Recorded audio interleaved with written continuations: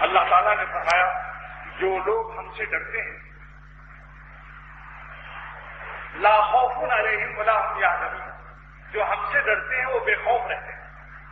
اور ان کو کوئی غم و پریشانی نہیں، سکون سے رہتے ہیں۔ تو اللہ کے خوف میں یہ امن کہاں سے آ گیا؟ خوف اور امن میں تو تضاد ہے، جہاں خوف ہوگا وہاں سکون نہیں ہو سکتا،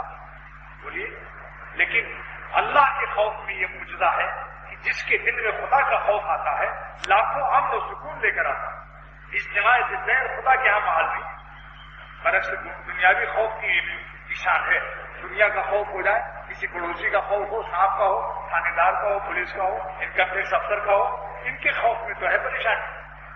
لیکن اللہ تعالیٰ کا خوف جس دل میں آتا ہے وہ تو ولی اللہ ہو جاتا ہے اور اس کی شان فرماتے ہیں لا خوف علیہم ولا هم یحزنون، ان کے خوف مالک ہے، خوف جو سکون سے رہتے ہیں اور صرف اپنے گھر کے اندر نہیں، اپنی کوٹھریوں میں اور بلڈنگوں میں نہیں، جہاں بھی جائیں گے سکون سے رہیں گے۔ اللہ والوں کا سکون سارے عالم میں کوئی چھین نہیں سکتا۔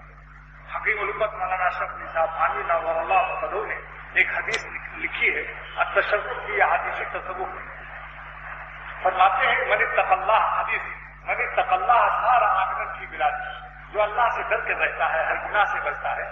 وہ ہر شہر میں سکون سے پھرتا ہے، کیونکہ ہر شہر خدا کا ہے، ہر زمین کا چپا چپا خدا کا ہے، آسمان ہر جگہ اسی کا ہے، مالک کو راضی کیے ہوئے ہے، مالک اپنے غلام کو خوش کیے ہوئے، سبحان اللہ، جو غلام اپنے مالک کو خوش کیے رہتا ہے مالک بھی اس کے دل کو خوش رکھتا ہے۔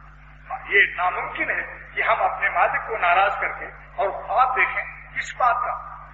سکون کا۔ یہ خواب شرمندہ تعبیر نہیں ہوتا،